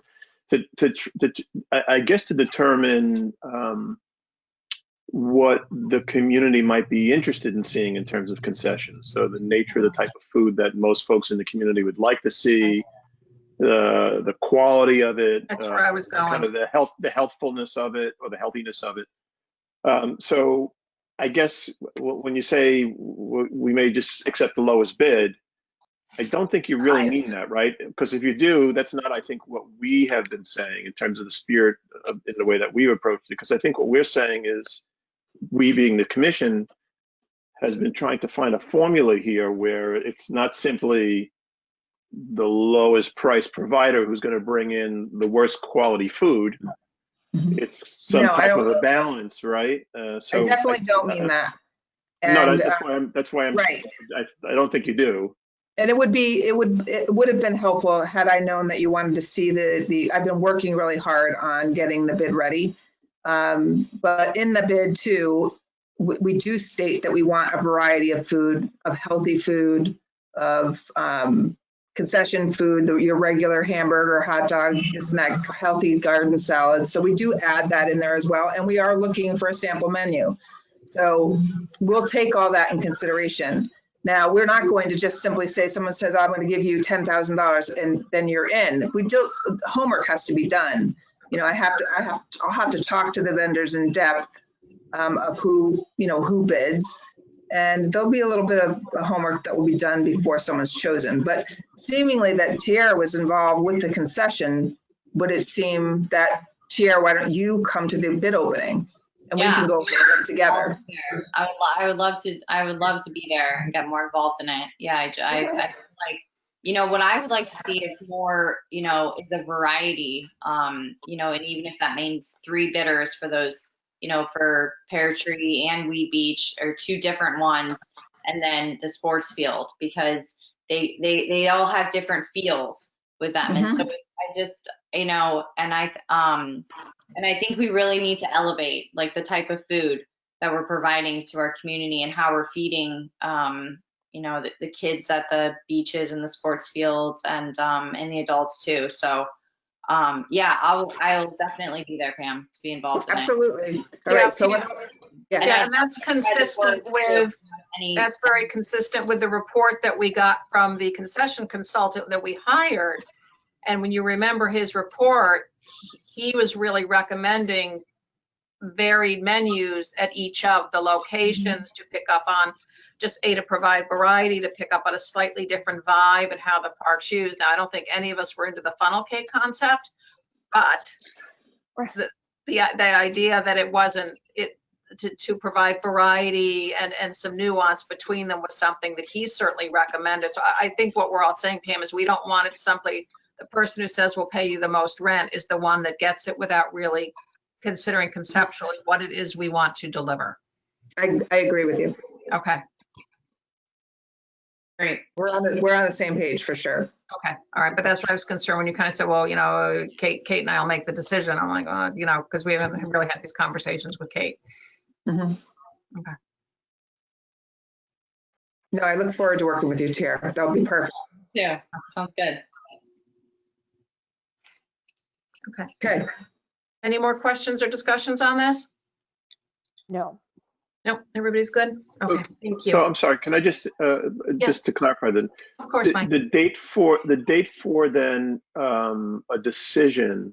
So if the bids go out, if the RFP goes out, and whenever the next week, let's say, you'll get responses to the RFP when, Pam? Just kind of let's go through the calendar one more time here. Sure. So that's if it gets approved and we feel good about it. It is, let's see, so it potentially can be in the newspaper on the 28th. And the reason I would like to get it out by the 28th is because baseball starts earlier than the beaches do. So I know he's pretty concerned that, you know, he needs to know whether or not we're going to have someone for him or not. And that's 3rd week in April. So I'd really like to be able to say, because what if we don't get the selection we want, then we'll have time to go out again if we want to.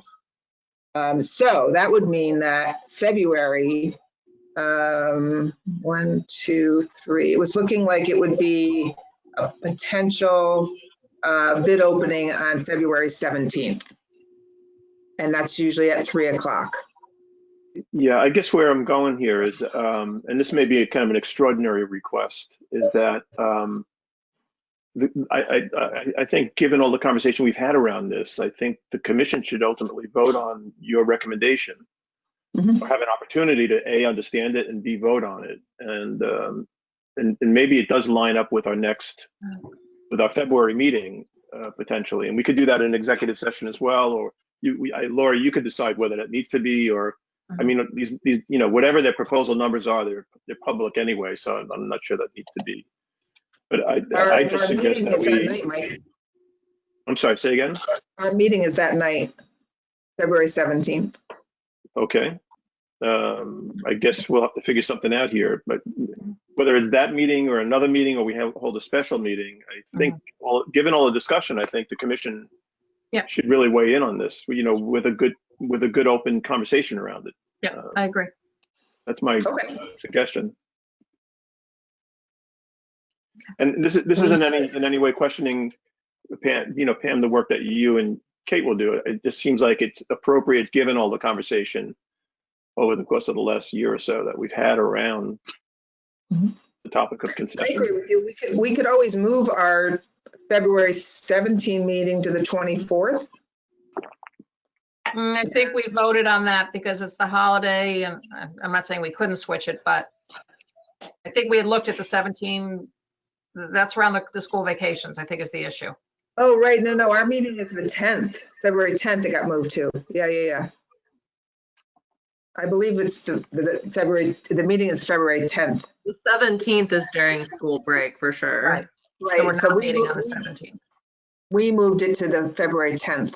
So we won't have everything back in. No.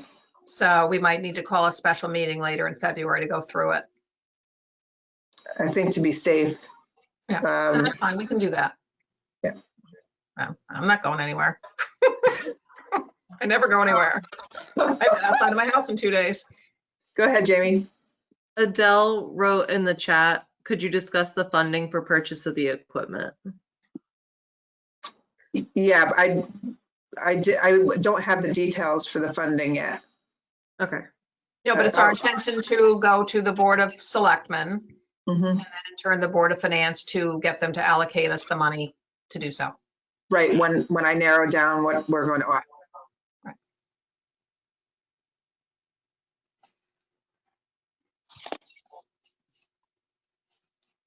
Okay.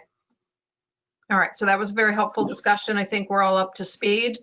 We understand how we're going to proceed, and we'll hope that we get some good bidders, and then we can circle back and then talk about it as a commission and make sure we, with some good bids, get to settle in on something that we feel will, be a nice offering for the community going into the summer.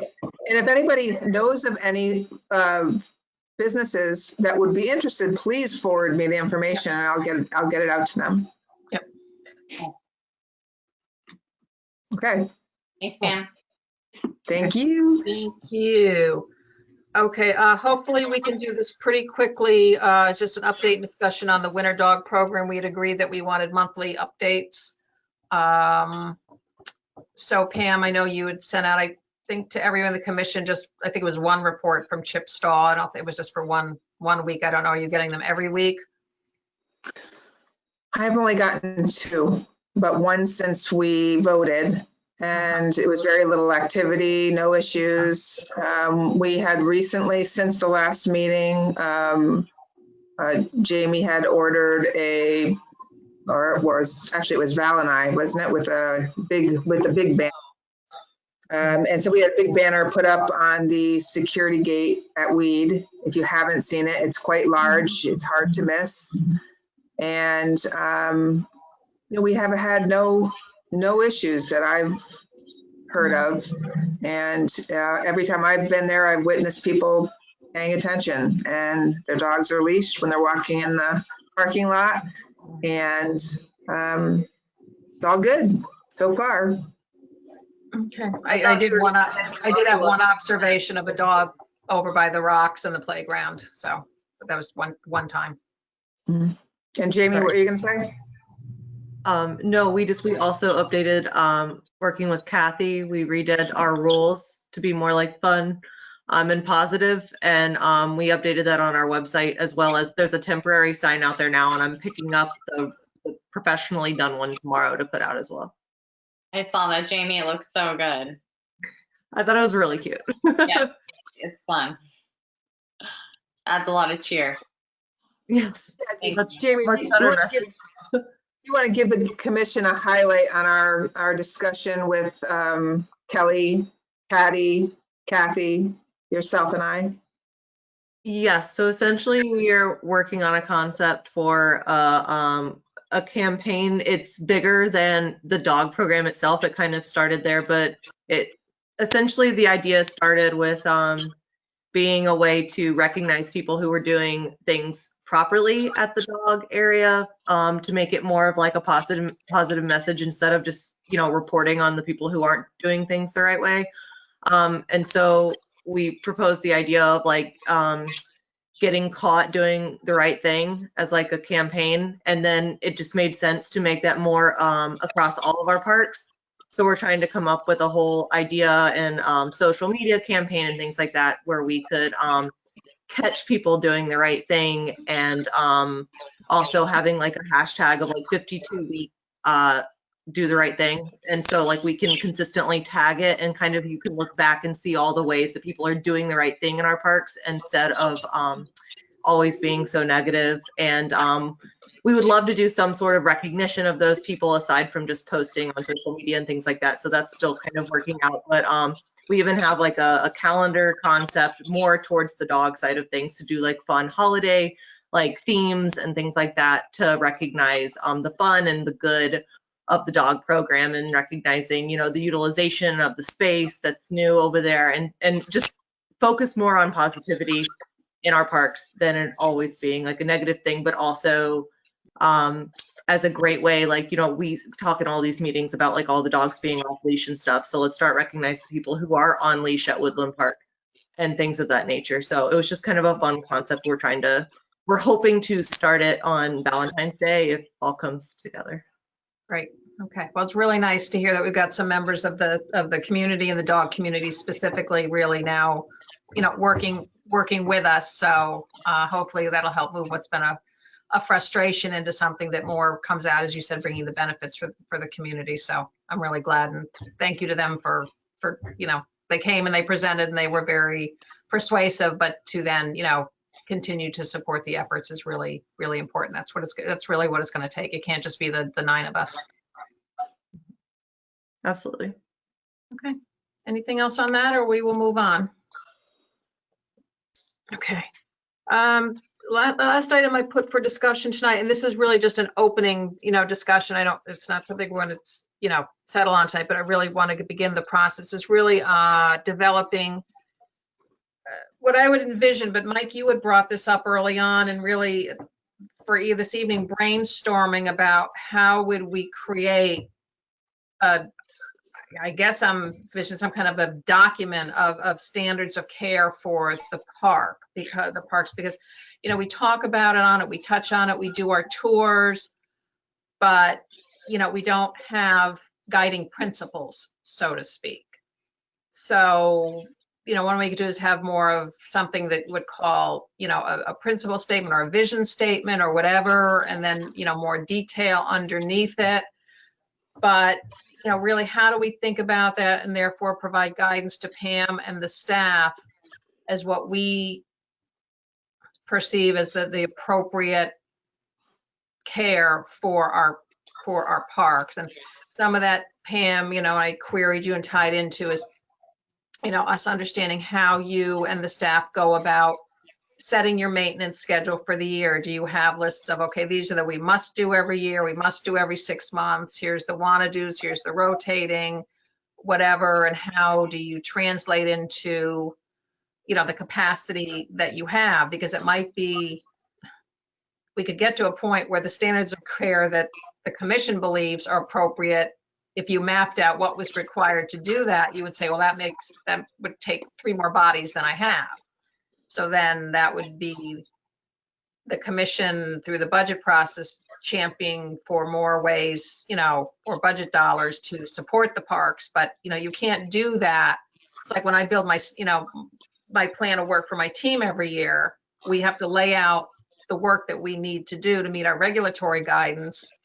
And then I have data that I've built over 10 years about what it takes to do each aspect of our job. But that's because my staff literally has to enter into a computer program. They're like lawyers, they have to account for their time. And as a result, I can really build and say, okay, if you want me to do this work, these are the amount of people that I need to do the work. So we don't have that to, you know, as much that I'm aware of to help us with that, but we need to be thinking about what is the level of, you know, how do we want the parks to look and to feel, and how do we want things to be taken care of? And before I open this, I'll just tag in that this is really my director's report, is that I had to reach out from Jenny Schwartz, who wanted to, you know, introduce me to a woman named Laura Mosher, who's a town resident, former RTM member, and a master gardener. And they had been walking Cherry Lawn Park, which we did a bit on our parks tour, but are very concerned about really the eastern side of the park, in front of the pond, and then north of the pond, where's there the woods and where those little stone bridges are, and the level of invasives that have taken over decades. And I did go and walk it with Jenny and Laura, and they've really talked about the fact that the invasives are at such a critical point now that they are choking off and are going to kill off a lot of our really nice trees, and they're impacting, you know, the habitats in the parks, and that it's really something that we need to think about how we want to address. We also walked up north, the northern border past the community garden. That section is very bad as well, and she was able to point out different invasive plants, and they said this is almost like a decade-long project to get this all cleaned up, but, you know, where do we start? But part of that is how did we get there? You know, how did we get there that this kind of happened? You know, there's that section in the back of Weed Beach behind the picnic area, the same thing. It's so overgrown and full of invasive. So these are the sort of things that I want to start the conversation, but I think it has to start with some kind of, you know, vision or you know, purpose statement as to what we feel those standards are. So I've talked a lot, would just like to open it up discussion and then set a path for how we proceed, and hopefully, you know, get a couple people who are willing to take a crack at this and help run with it. So, comments? Great idea. Okay, I'd be willing to work on that. that would be great. Can I have some help?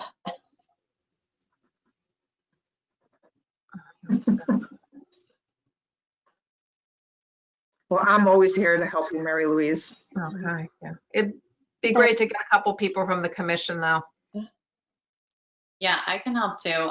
I think personally, you know, especially as we, you know, are sort of moving on with the Pear Tree Point project, or at least, you know, starting up those conversations again, that we really think seriously about the standards, you know, around with all the parks.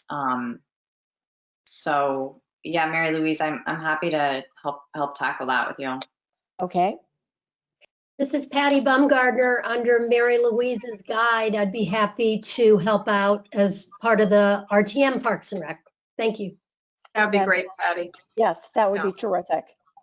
Yeah, and I know it's just sort of something we say, you know, Mike, you had mentioned it early on, and it just sort of like rumbling around in my head, and I think it's going to take brainstorming and getting something on paper, and then we can all, you know, think about it and see what it feels. But it just does feel, and Mike, you were really, it was, you know, I want to give you the due credit for the one mentioning it first, but it's somewhat of a gap.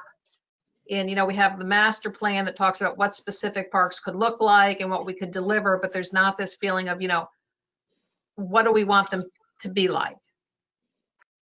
You know, and I was even wondering about things, and sometimes we'll have to get, you know, experienced people to help us. But for instance, when you walk around, you know, if you go through Woodland, you know, there are a tremendous amount of downed trees now. And I talked to Laura about this. You know, a lot of forest management is, you know, you just leave down trees and you let them rot and it's good for the environment, whatever.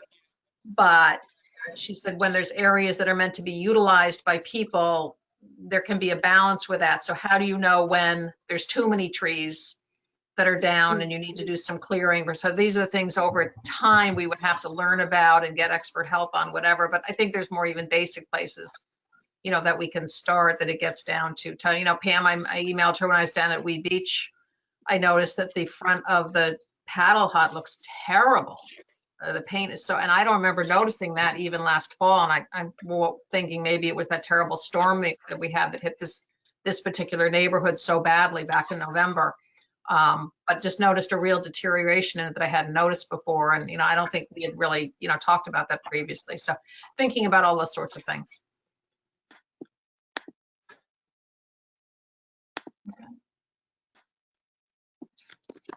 Okay, all right. Well, we don't have to spend a lot more time on that tonight, but if Tier and Mary Louise and Patty, if you could, set some time, put your heads together so that we can continue the discussion, that would be fantastic. Okay. Okay, great. Great. Pam, you can give your report, just the highlights, because I'm sure everybody read it. Yeah, you know what? If you have any questions, I don't have any highlights to offer. I mean, I think it's self-explanatory. But if you have any questions, I'd be happy to answer them.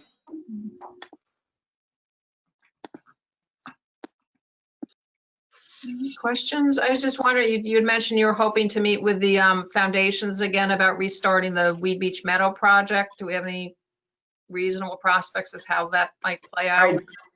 I had been Jen Montanaro and I touched base in December, and then there were many weeks that went by, so I gently tried to restart the conversation, and thankfully she just got back to me, I believe it was on Friday, and she's trying to make arrangements to meet the contractor at Weed and get the conversations going again. So it's taking a little bit of time, but at least that I heard back from her that she's still very interested in restarting.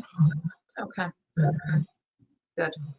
And Mike, anything from Connecticut Deep or just? Yeah. We did just see a correspondence from Dan reaching out for some additional information in the way that the actual property survey of Fair Tree Beach was done. There are various different metrics that are used. I guess that scale or metrics that are used in the way that the information is calibrated on these surveys. And so the Army Corps of Engineers come back to us, and I guess the context of this conversation is we have to do some sampling, some core sampling, sediment sampling of the area just adjacent to the boat ramp, as kind of it seems to us as though it's the last bit that the Connecticut Deep and the Army Corps are asking of us, that kind of leads to their approval of the certificate of permission associated with what we presented to them around the parking lot and the larger site. So in order for us to get to actually take those samples, we have to get an approval of our sampling plan from the Army Corps. And so, as I said, they've come back to us and asked us to, I guess maybe the simplest way of saying it, just kind of rescale or recalibrate that survey based upon a different scale that would be applied to it. So Dan has basically reached out.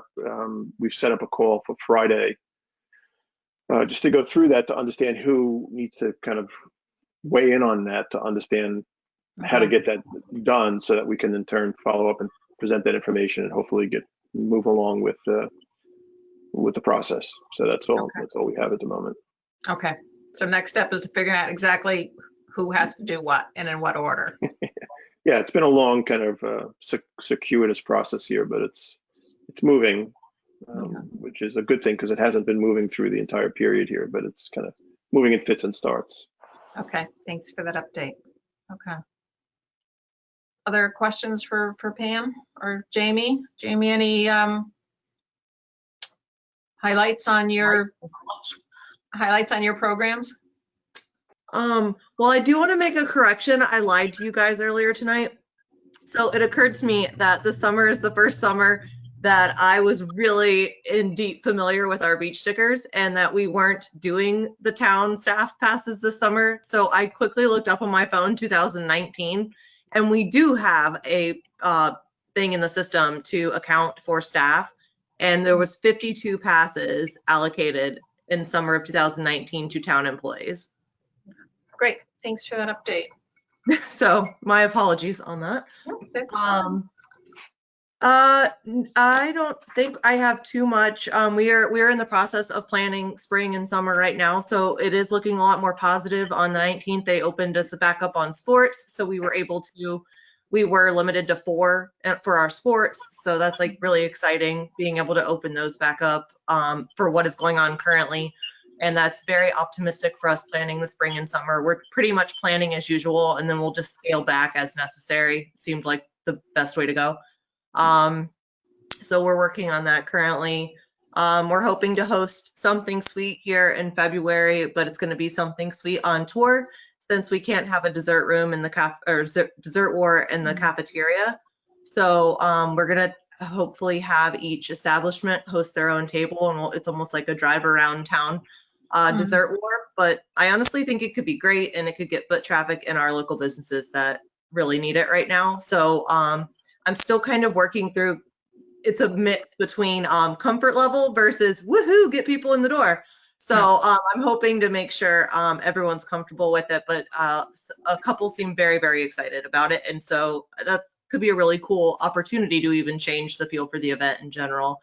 And the other thing we're really excited about is in March, we are going to host a St. Patrick's Day parade, but it's going to be a shoebox parade. So we'll ask people to create parade floats out of shoeboxes, and then we're going to have a really miniature little setting, and we're going to have a live commentary of a parade out of shoebox floats. Sounds super cute. So we're pretty pumped about that. So those are our kind of next 2 event-wise things coming up, and then we're also in the process of starting the brochure. So that will come out at the end of February with registration opening the first week of March. And dare I ask, Weed Beach Fest and the Bicentennial? So very conflicting views on that. I would say the Bicentennial is very pessimistic. We are being a lot more optimistic. I don't think that we could host Weed Beach Fest in its normal form, but Em and I, we're kind of optimistic people if you guys don't get that anyway. But we're thinking more of maybe we're leaning towards moving forward with it, even if we had to host it in some sort of modified fashion, whether that is registering for like a floating time slot or something along those lines. But we would like to try to host it in some fashion. And then it'll just be a matter of whether the Bicentennial wants to buy into that for this year, or if they want to postpone and host it in their vision in 2022. Well, I know that's a very tough call right now. Yes, it's just challenging because the longer we wait, the more difficult it gets whether we cancel it or move forward with it. So that's why we're kind of leaning towards just like moving forward, but altering it as necessary. But I cannot speak to the Bicentennial yet. We did not meet in January, but in December, they were not on board with moving forward at that time. But I'm going to try to propose some ideas to see if they would be interested in hosting it in a little bit of a different way. Well, kudos to you for keeping up your enthusiasm and all these really fun and creative ideas to offer things to the community, as people continue to feel, locked down and really limited in their daily, very boring lives.